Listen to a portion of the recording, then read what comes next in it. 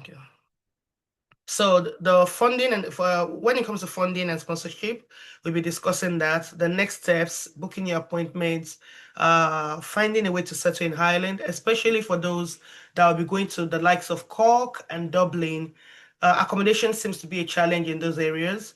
So we're trying to encourage everyone to apply as early as possible so that the things you need to put in place, you are able to put them in place even before you arrive in Ireland.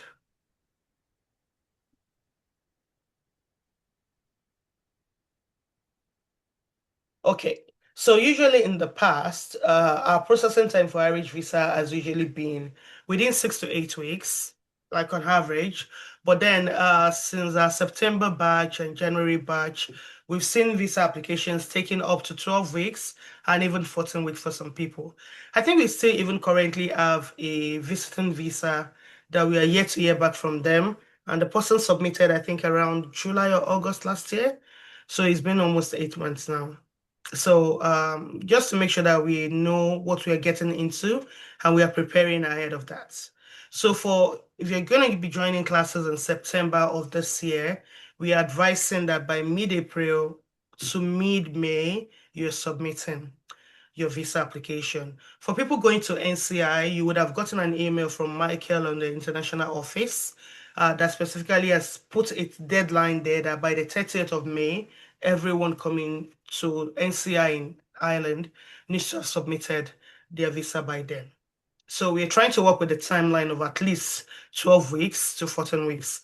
So if you're able to submit early, you'll be able to get a faster decision. So we're expecting that decisions will start coming in, depending on when you submit. If you're submitting in April, we know that God willing, by June, July, you're getting a decision, which gives you ample time to be able to plan towards you settling in Ireland and getting things sorted, buying a cheaper or more affordable flight tickets and all everything you need to get sorted before you leave, right?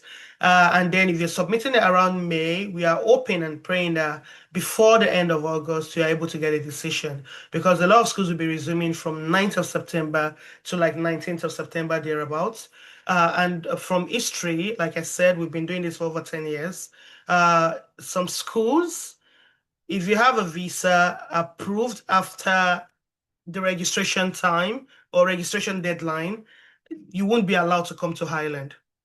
So that's the gravity of late applications, the impact it can give. That even if you have an approval, it's not automatic that you will be able to travel.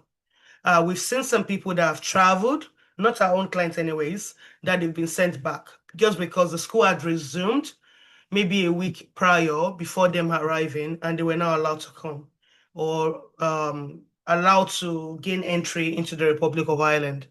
So we are encouraging everyone on this call today that you should please try to work alongside with us. If by any chance September is not looking visible, let us know so that we can defer. If your school has a January intake instead, we can start moving things towards that, right? Okay. Any questions so far? If you have a question, you can leave it in the chat. I'll be able to see it as well.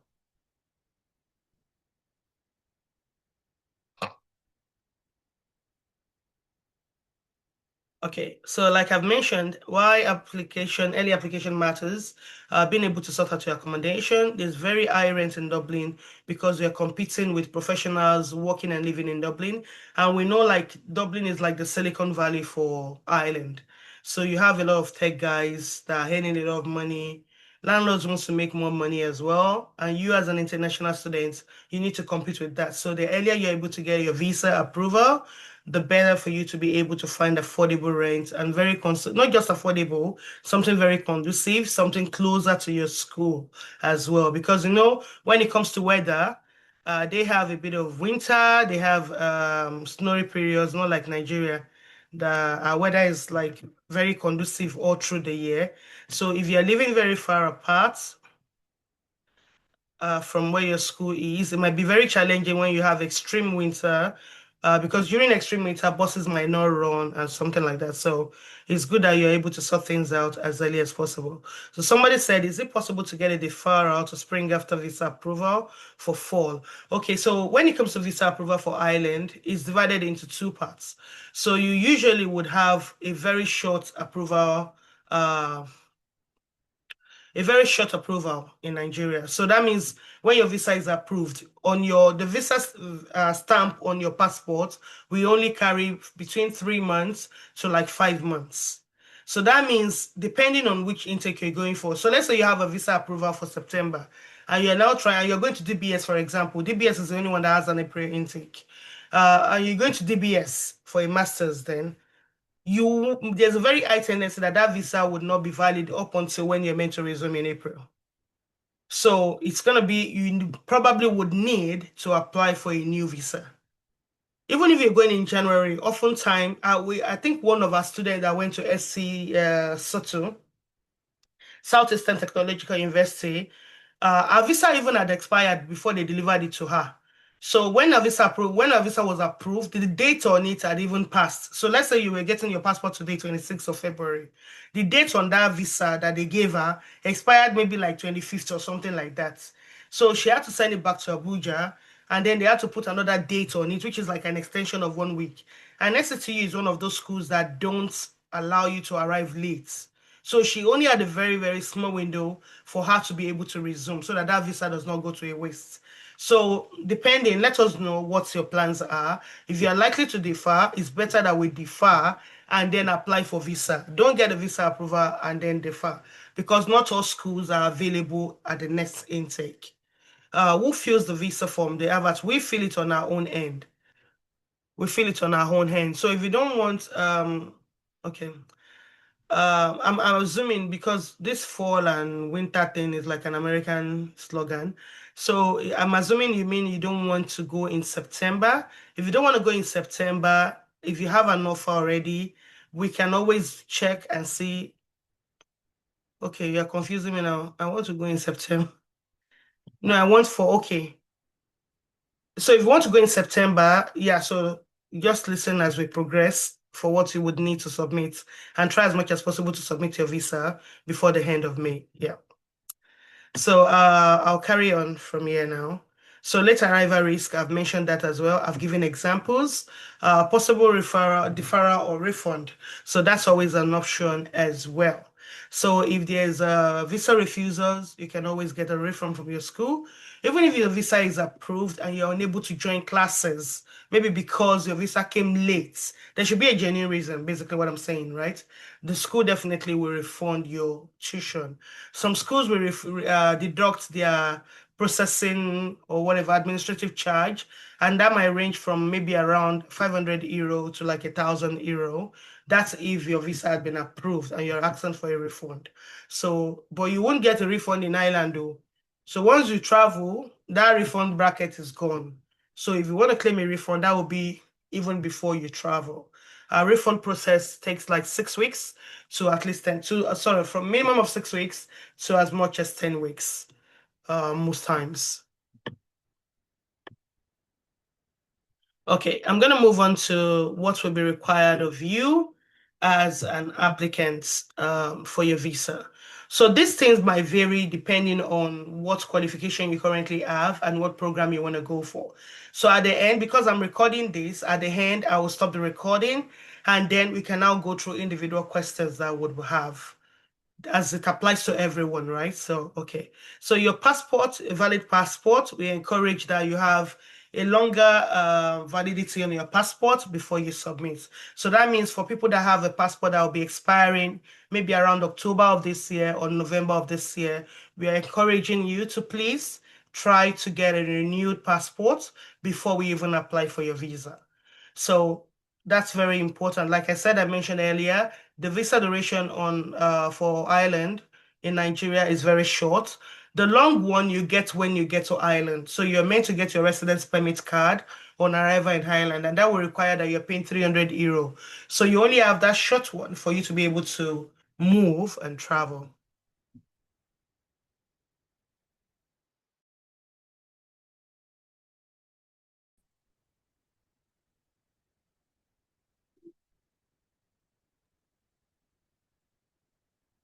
Okay.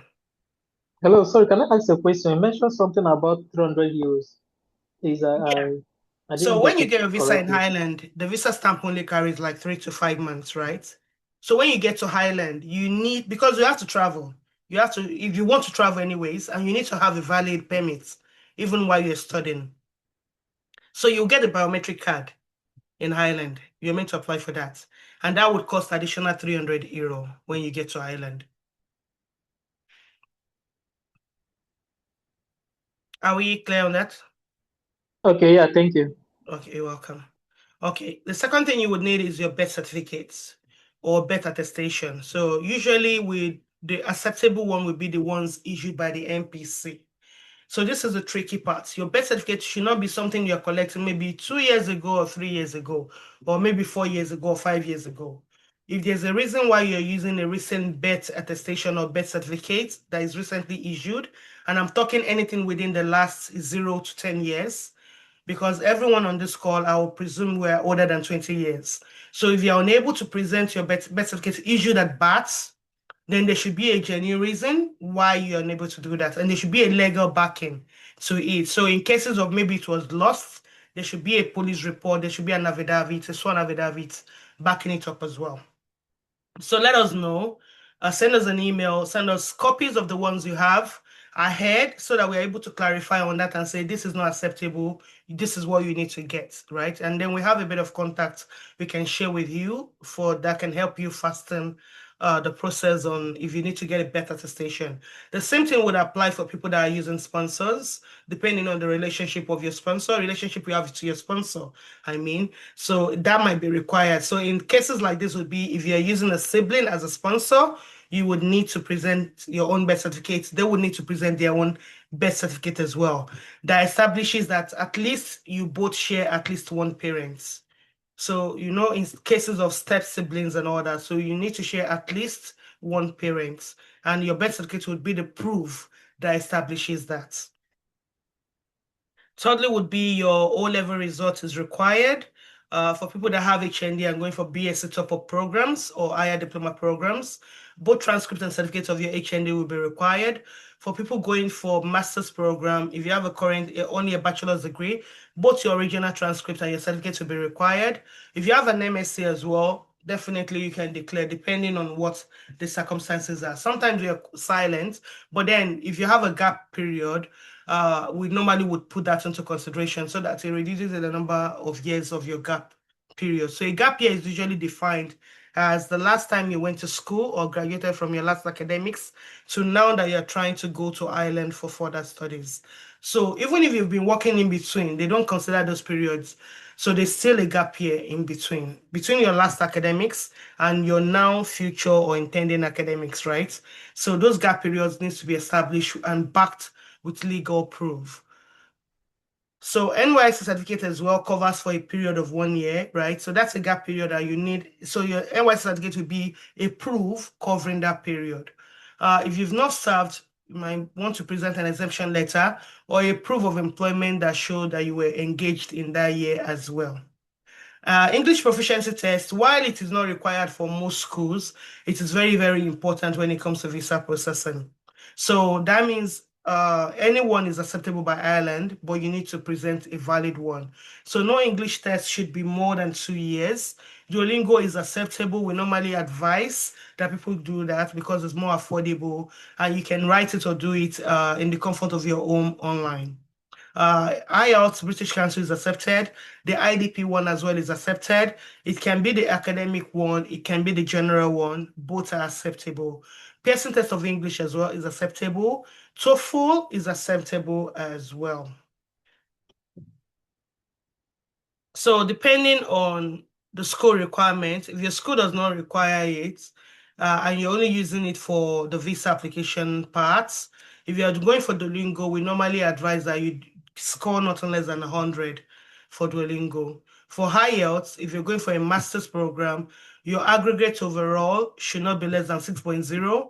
And each band, because if you're familiar with IELTS, they have four bands. You have the speaking, you have the listening, you have the writing, and you have the reading. So those are the sections in there. We call it bands. So for each band of that, you should not be less than 5.5 if you're going with IELTS. So overall, should not be less than 6.0.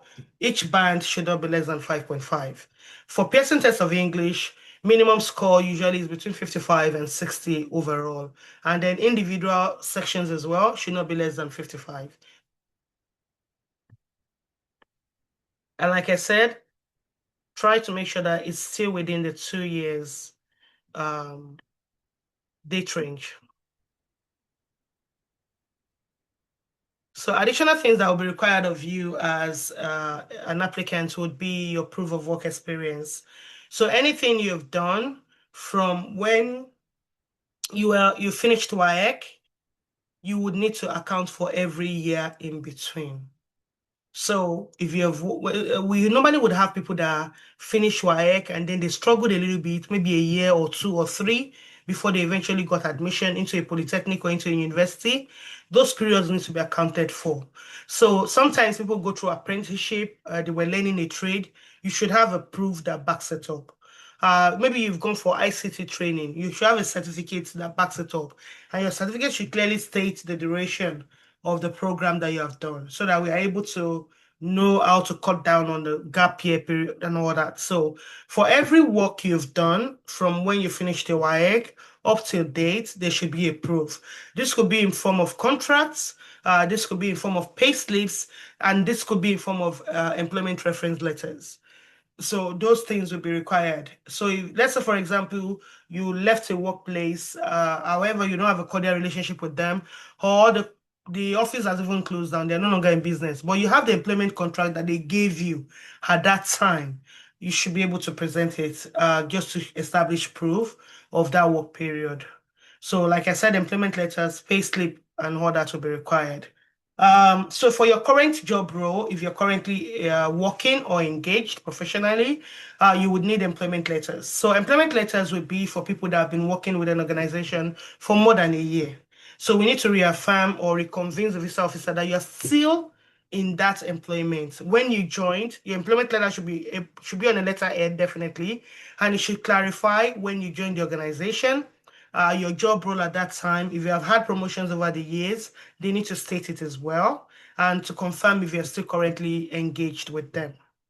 If, however, you joined an organization recently, right, and you've been with them for less than a year, the employment contract you got at that time is what's it called, acceptable, and your pay slips as well. So for the purpose of Irish visa, you are required to have at least 6 months pay slips and 6 months salary bank account being presented if you're working. If, however, you have a business or you own a business, then you would need to have your CAC registrations. You need to have invoices, purchase orders, or receipt of how you generate income into your business. So for people that use their own personal bank statement, bank account for transactions, you would need to establish that in the amount of money coming in, the inflow coming into your account, there should be a narration that ties it back to the business that you're doing. However, some people have their own business more structured. They have a corporate account separately and they have their own personal account separately. There should still be invoices or purchase order or receipts backing up the transactions coming in into your corporate account. So additionally, your admission offer letter will be required. Your tuition receipt issued by the school will be required. However, when it comes to tuition receipt, not all schools issue these. Some schools do, NCI does, DBS does. Some schools do not give you tuition receipts, but they will acknowledge that they have received your tuition. And they probably maybe update your offer letter or something like that, right? However, for everyone, you are required to have your unconditional offer letter being presented, your tuition receipt depending on your school, and your bank telex. So that your bank telex is the document you get from your Nigerian bank when you initiate transaction or you initiate your tuition payment to the school. Some people will be paying through TransferMate. and some people will be paying directly to the school's account. Both bank telex are acceptable. Your medical insurance as well needs to be from an Irish provider. We normally advise Medicover. We've been using them over the years for our students. It's an Irish company. You can do it on your own if you have a dollar card. You can call the office. They can guide you through it as well on how you make payments. So Medicover would not usually cover for 1 year. So for people that are doing more than 1 year program, you probably would need to pay for the first year. And then when you get to Ireland, when that expires, we continue to renew for the duration of your program. Temporary accommodation proof, we normally include that. That could be like uh, hostels or hotel booking. So for people going to NCI, if you have the funds, if your finances are tidy, means that we have told you confidently that, oh, we have a 90% chance of a visa approval because of the less complications around your finances and your application, right? NCI normally does, I think for their September intake, as early as March, April, they start opening up their hostels, and you might want to do a reservation. So that could be included as part of your proof of accommodation. If, however, you're unable to get an hostel, it's not a problem. We normally use booking.com to book either an hostel or book an hotel temporarily, and we include that as well as part of your application. Sometimes we cancel even before the visa is approved, but it's just been presented to show that you're trying to prepare ahead of your resumption in Ireland.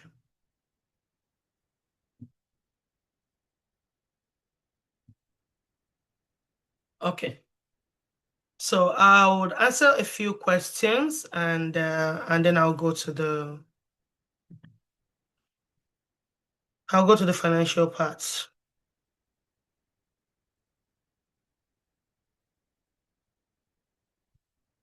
So who fills the form? We fill the form. That is what we do. That is what you have paid for. We fill your AVAT form. We normally will send to you for you to review. Most likely we send PDFs because we don't like people tampering with it, but you have access to the login as well. But we advise you that you don't submit until we are sure, so that you don't alter some information there. Sometimes you think you know best, but then we know better than you when it comes to Irish visa. So we fill the form for you. How much would one pay to get a receipt? Because I paid €500 and you get an account. You only confirmed your place. So until you have paid the required minimum tuition. So if you're paying your full tuition, you get a receipt from them. If you're paying the minimum required, maybe you're paying 50% of your tuition, you get a receipt from them as well. What is the rough estimate of a temporary accommodation? So like I said, we use booking.com. You don't have to pay for booking.com. It's just a reservation that we are including in it. If, however, you're opting for the school hostel charges per quarter. So that would now be between you and the school. But I can tell you that it's not less than, for each quarter, it's not less than €3,000, especially if you're going to be in Dublin. So usually for each quarter, it might be around €4,000. Yeah, so a quarter is 4, right? So that's it. That's a long duration. So if you're doing a temporary booking, we normally just do for the first week of your arrival in Ireland. You don't pay for it, it's a free one, and you can cancel before the date. So what if you have someone living in Ireland? Yeah, you can stay with them, but we don't state that in your application. We normally still go ahead to do as if you don't have a relative in Ireland. How about TOEFL? TOEFL definitely, like I mentioned, is acceptable. Minimum score for TOEFL. I think TOEFL does like 190 and all those stuff, right? 120 or something like that. So just try to make sure that you're doing. I don't know. Do you have TOEFL? What is your score so I can tell you if it's acceptable or not?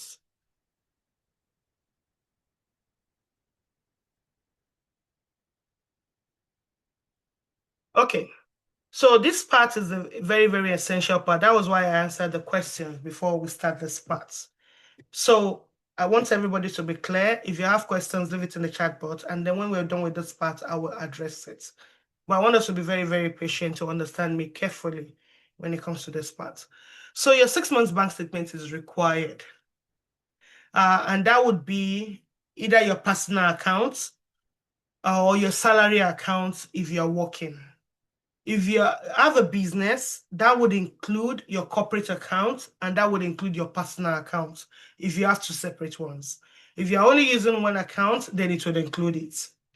The tricky part is that when it comes to visas, sometimes we pay from a different account, but then we are using approval fund for something. You are using a different account for approval funds, and then we have a different salary account.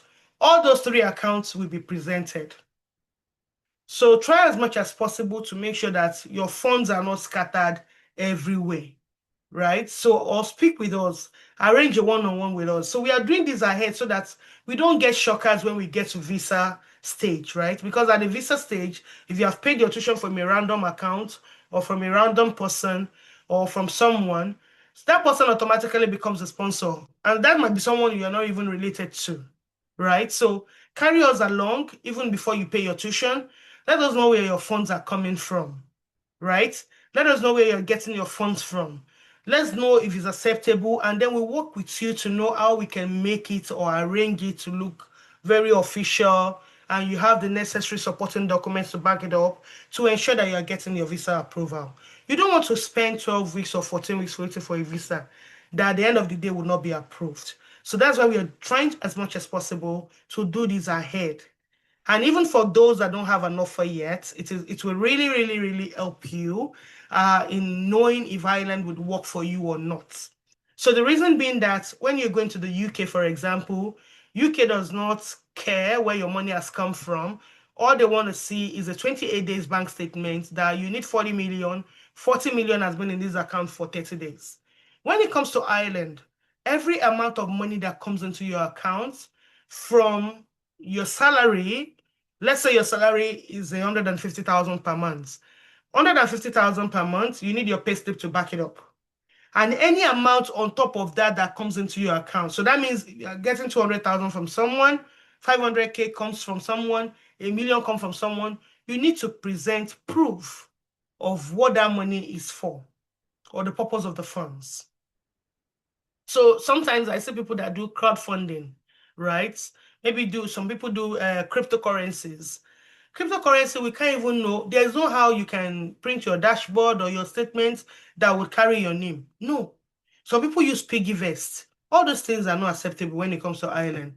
So maybe you've had a savings in your PiggyVest over the years, and then you're not moving the money out. They won't accept it. So let us know where your funds are coming from, right? If it's what's it called, a mutual fund or an investment or stocks, we'll be able to advise you and say, okay, this will be the things you would need in support of that. But if you go off the grid and then you go and do something and come back at Visa, at that stage, we are just doing, when your car breaks down along the way and then you're just putting oil, put little water, we push it small, we put little oil. There's no guarantee at that point, right? There's nothing, we are just working with what is available, and then we are leaving things to chances. So we don't want to leave things to chances this year. We want people to be better prepared. So like I said, you have to go back, speak to yourself, or maybe speak to your sponsor, and then now assess and see, is Ireland even the way to go?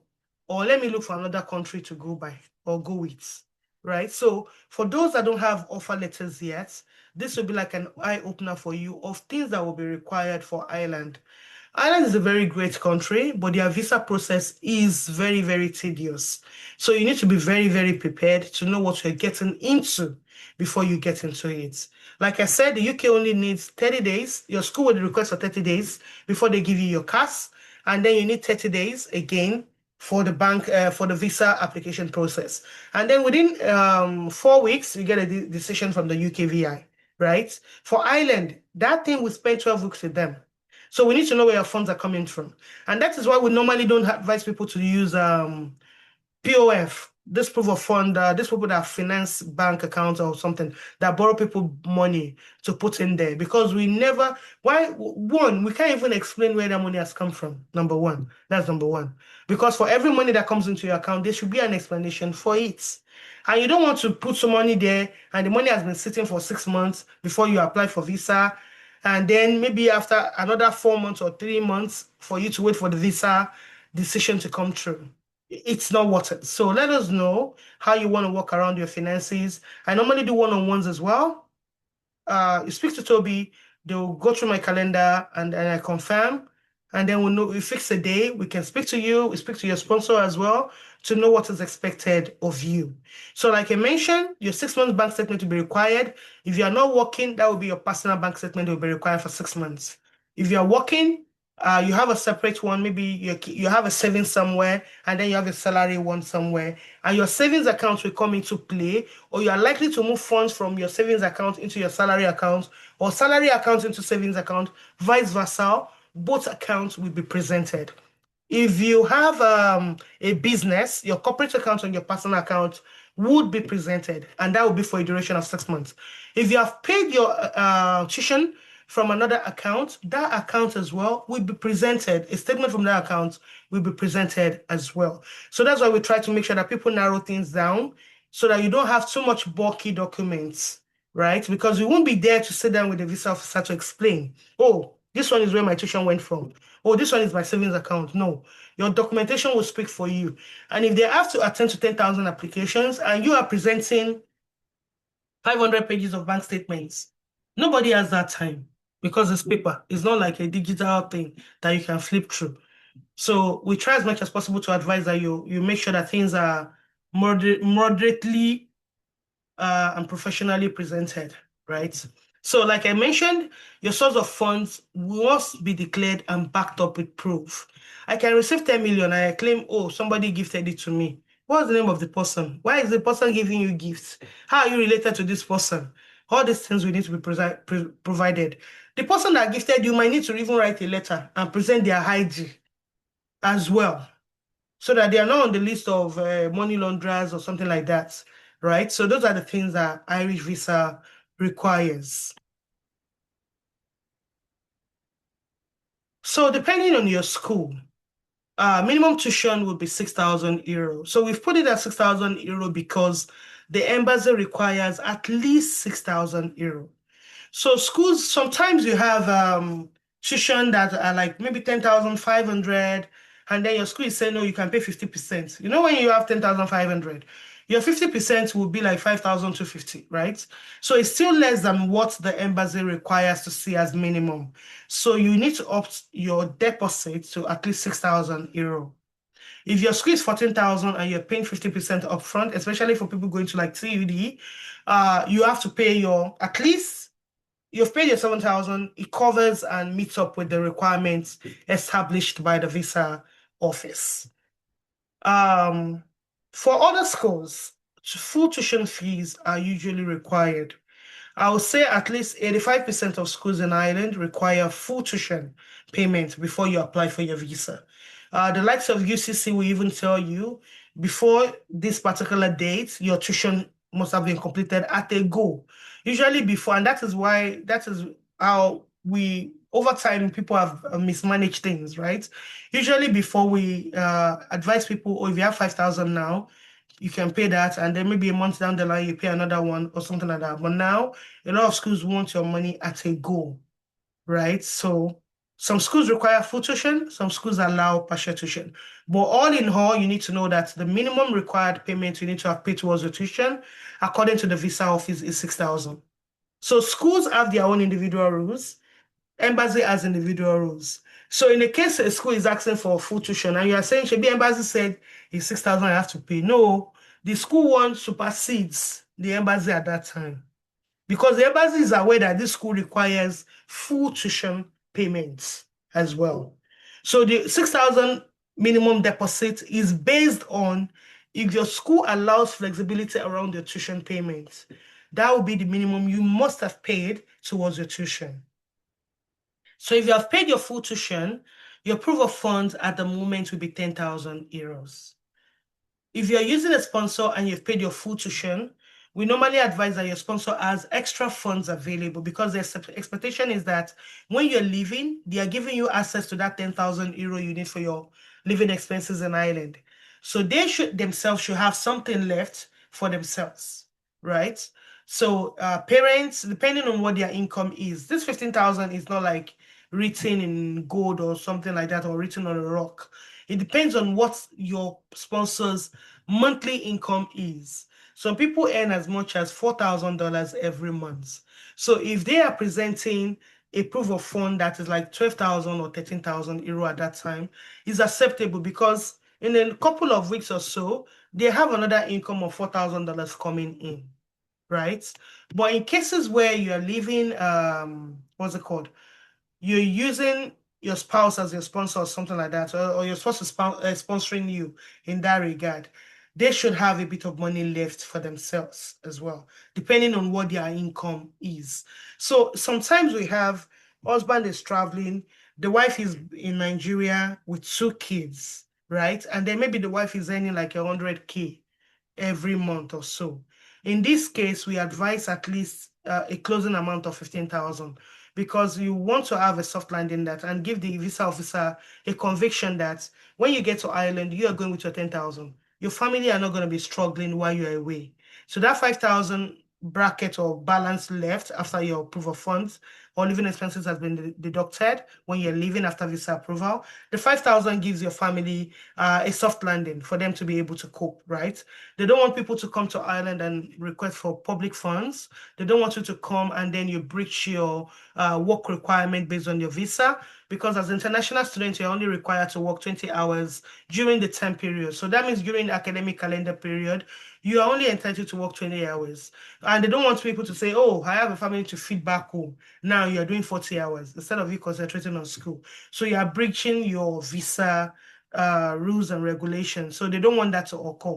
So those are the circumstances. Depending on what your circumstances are, speak to us and then we'll be able to tell you an advice. Oh, this is what your sponsor should have, and this is what you should have as well, right? So if you're self-sponsored and you've paid your tuition in full and you're a single applicant, you don't have any wife or husband back home, and you're sponsoring yourself, 10,000 euro will be your own living expenses. If, however, you've not paid your tuition in full, the balance left on your tuition will be added to your proof of funds, right? So let's say you've paid 6,000, your tuition fee is 12,000. You have 6,000 left from your tuition. You are adding that to your 10,000. And that 10,000 means that you're a single applicant sponsoring yourself. So that means overall, in your own case, you'll be presenting 16,000 euro. If you have a family you're leaving behind and you've only paid partial tuition, you'll be leaving way more than 16,000 euro, right? If you're using a sponsor, your sponsor will need to show proof that they have access to your tuition balance, they have access to funds for themselves, and they have access to the 10,000 euro that you would need for your living expenses as well in Ireland. Any questions so far?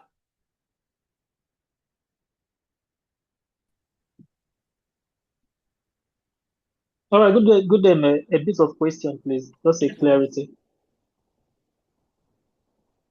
I should go ahead. Yes, please. Okay. Now, having a sponsor, Yeah. okay.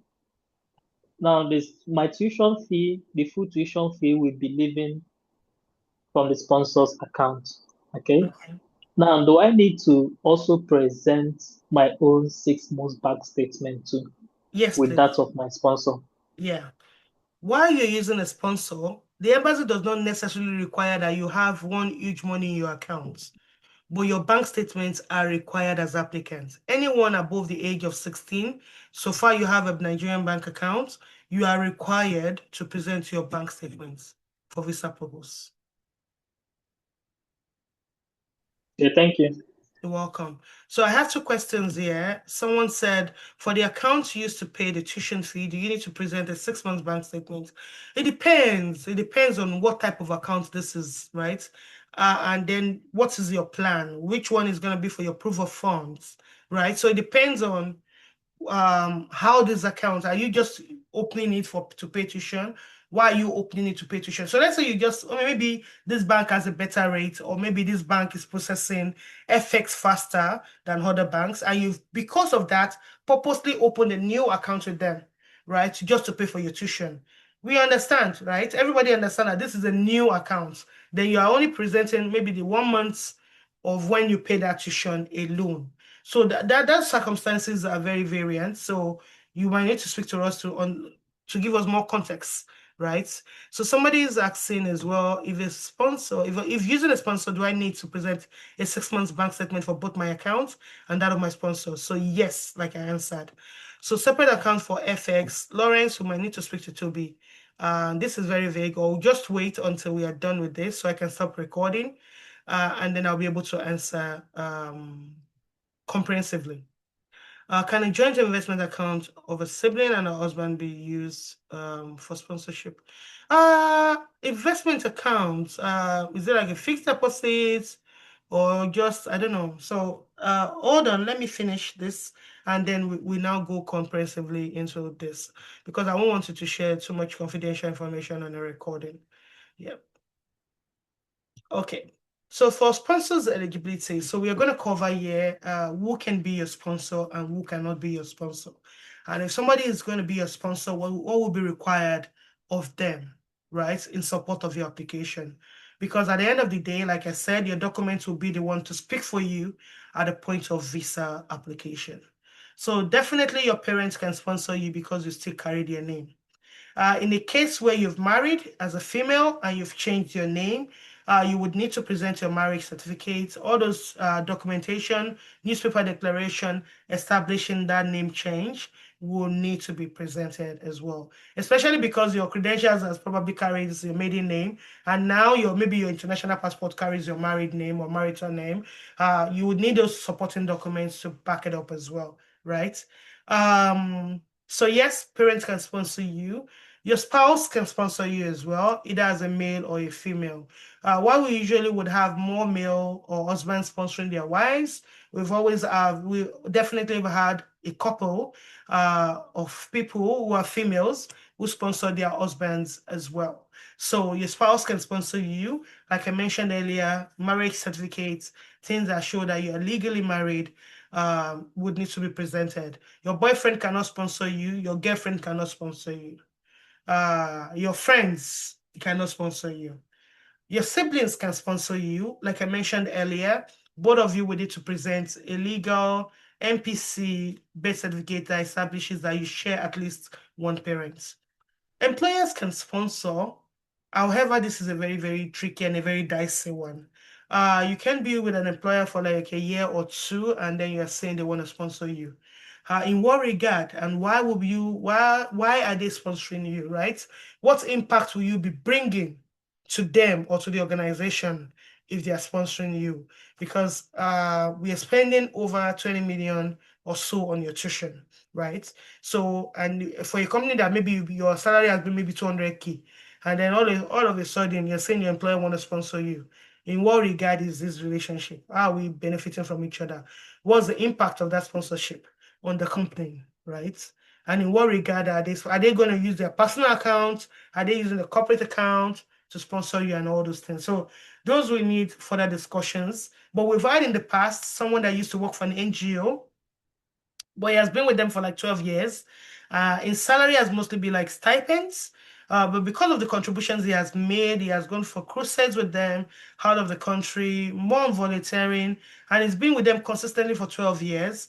And then they gave him his tuition as a gift, as their own contribution towards his academics, right? So in those cases, that's why we are putting employers on this list. Not that in all general cases that your employer can sponsor, your uncles, your aunts, or your cousins can sponsor you. So mostly we have paternal, we have maternal. So that means your uncle from the father's side, and then your uncle or your aunts from the mother's side. So in that regard, if it's an uncle from your father's side or your paternal uncle, that means your uncle and your dad both share a parent, or at least one parent. They share at least one parent together. So both your dad and your uncle will need to present their birth certificate issued at birth that establishes and show the proof that they both have at least one parent joining them together. The same thing applies if it's on the maternal side as well. Your mom and the person on the maternal, either uncle or aunts, we also need to present birth certificates establishing that they are both siblings. In case of cousins, so that means um, your uncle or your aunt's child wants to sponsor you, you would need to present a proof of relationship between your parents, their parents. And the most complicated ones would be when it comes to females that have married, because the chain now goes longer. So let's speak to us so that we'll be able to provide very detailed guidance on how to navigate this particular part.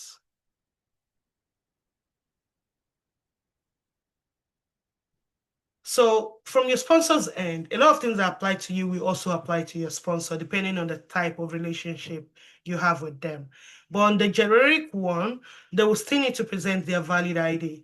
The reason why I've put a permit would be for some sponsors, they are not in Nigeria, they would need to present a proof of permit or residence permit of the country that they are living in. That shows that they are legitimately living in that country and not illegals. Proof of relationship, like I mentioned earlier, will be required. Employment, the proof of employment, maybe they are working in a place or they own a business, those things will be required as well. Their 6 months bank statement as well will be required. So in form of salary or in form of business accounts. So the same things that apply to you basically would be required of your sponsor. So this is why we always advise that you speak to us, because a lot of sponsors are very stringent and very, very cautious. Let me put it that way. They're very cautious around how they are sending their documents, who is viewing their bank statements. They don't want a case of fraud or somebody hacking into their account or something like that, right? And sometimes they don't even have, we know that, oh, Uncle Agbaja or Auntie Agbaja, but then we don't, when it comes to finances, everybody is trying to protect their own income. They don't want maybe someone in Nigeria to know that they are earning $500,000 a year, right? So you need to be very, very how do I say it? You need to go back, speak to them, and then now assess and see, oh, will this person be able to sponsor me? Will this person be, because sponsorship does not just mean that I will give you money or I'll pay your tuition. For Highland, it goes as far as how much documents can you release? So if they are not willing to share some documents with you, then we might need to start considering other options around us. So things to note, very important for Highland application would be that only maximum of two sponsors are allowed. Third-party payment means sponsorship. So let's say, for example, I, Ibukun, I've sent money to Toby. Toby is my staff, and I just sent money to Toby to help me pay for tuition. Toby has already automatically become my sponsor. So sometimes we just send money to people and say, oh, I have a friend that works in a bank. I have a friend that can do this for me. I have a friend in Ireland. And then you send money to them, they automatically become your sponsor. So before you start moving payments around, please speak to us. Yeah, so that we can advise you better on that.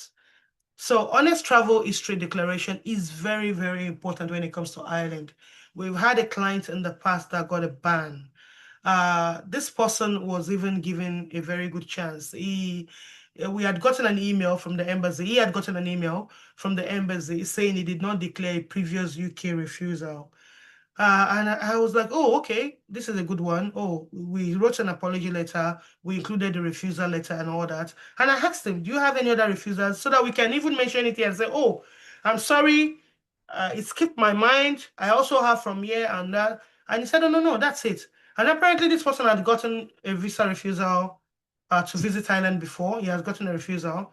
And he did not mention it in that regard. So I think they were just trying to throw him a bait and he fell for it. So eventually, when the decision came, he had a ban that why they had sent him an email to clarify on the UK one, he still went silent on the Irish one. So it's very important that you're being honest. And this does not just apply to the UK and Ireland. They share the same database with the US, with Australia, with Canada as well. They all call them the Five Eyes or something like that. So it's very important that for all your travel history, even if it's more than 10 years, still let us know. Let's put it there so that we are coming forward with honesty. Yeah. So it's very important that you're declaring any previous refusals, any previous ban, even if you have gotten approved and you have gone to a particular country, or maybe you overstayed or you do not even overstay, it's important that we are putting all your travel history into the application. So next steps, like I said, our documentation process takes like at least 3 to 4 weeks when we get to the visa stage. So that means after you've paid your tuition and you're ready for gathering your document and everything. So they will need to work with you in Nigeria, back and forth, a little bit of back and forth. I usually get the updates twice every week on every application anyways. And then eventually they will send me your documents and then they will send me the link to the online application. And that's where I do the final review. And so sometimes you might think, oh, I'm ready to submit on Monday. And then they send me your document on Friday. On Monday, you are no longer submitting because I might need to ask for more documents to back some things up, right? So I usually would have a final look at least 2 or 3 times on the application and documents and supporting documents to ensure that we are doing this right.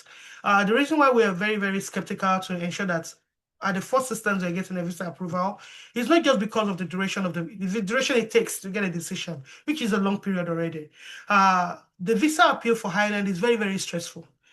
We actually charge 450,000 to do an appeal because now you are correcting errors made in the first one. And when Ireland sends a visa refusal, they don't send one page. They send like almost 13 points, and you need to address each one of them. So you think you have done a good job initially, and then you get this visa refusal, and then you start from the on scratch again. You start from the scratch again, and then you have to address all those things they said. And now you are presenting a new case, like, okay, well, this is what I'm doing better now. This is what I've corrected now. And all these things are within a space. They would put in your refusal that you have 2 months to appeal. But we usually advise that you're doing that within 3 weeks. Because appeal now is taking another 2 months to 6 months for them to make a decision on that. So if you have already spent like 12 weeks, 3 months getting a decision, and now we have to go through a whole new process again to get an appeal sorted, it's very, very stressful. So it's better that we do all the stress right from the onstart before we even submit, rather than doing an appeal later on. Fee payment, like I mentioned, try to speak to us. How will your tuition be paid and all that? Some things are, we can salvage some things. We've had clients in the past. Some of you, those clients have referred you to us that ICAS knows how to make your paperwork something, something. Some things can be salvaged, right? But then some things cannot be salvaged. So it's important that even before we get to that stage, speak to us so that we know what we're getting into and how to navigate it. Application review, like I mentioned, it's to still go through me and we might need supporting documents. So normally I do the first or second review before I tell them that they can go ahead and book an appointment for you for submission. So depending on what I'm saying, yeah, some people are very, very straightforward cases. Some people just need a fit swag somewhere. And some people actually need a whole strategy.